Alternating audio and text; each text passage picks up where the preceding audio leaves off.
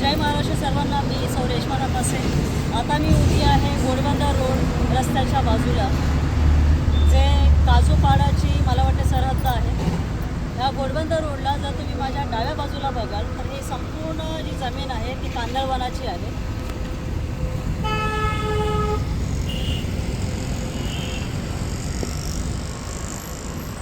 ही कांदळवनाची जमीन आहे आणि तुम्ही माझ्याबरोबर पाठीमागे जर बघाल तर बऱ्याच प्रमाणात कांदळवन कट झालेले आहेत आणि ही जमीन भुईसपाट झालेली आहे.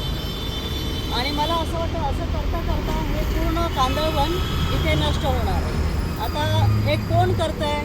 महानगरपालिकेला याची माहिती आहे का? कारण महानगरपालिकेने याच्या गेटवरती एक नोटीस लावलेली आहे की तुम्ही तुमचे कागदपत्रकं पालिकेला सादर करा, पण ते अद्याप झालेले नसतील म्हणून अजूनही महानगरपालिकेची नोटीस त्या गेटवरती लागलेली आहे. तर याच्यावरती मी पुढील सगळी माहिती काढेन, महानगरपालिकेला विचारेन की एवढं मोठं जेव्हा कांदळवन कट होतं आहे, विषय असा आहे की ती खाजगी जमीन असो किंवा सरकारी जमीन असो किंवा कलेक्टर लँड असो, जेव्हा कांदळवन कट करण्याचा अधिकार आहे का? मुळात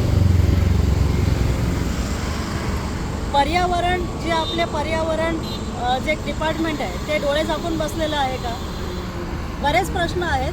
आता तुर्तास इतकंच की कांदळवन जी जमीन आहे तुम्ही बघताय की बऱ्याच प्रमाणात हे कांदळवन कट झालेलं आहे आणि इथून पुढे सुद्धा हे कांदळवन कट होत राहणार आहे. आता याच्यामागे कोण मोठा व्यक्ती आहे याचाही मी शोध घेईन, कारण आता तुर्तास माहितीमध्ये जे समोर आलेली माहिती आहे ती अशी की हे स्थानिक आमदार इकडचे आहेत, हे त्यांचं काम चालू आहे अशी माहिती आलेली आहे. तर याचा मी पुढे फॉलोअप घेणार आहे.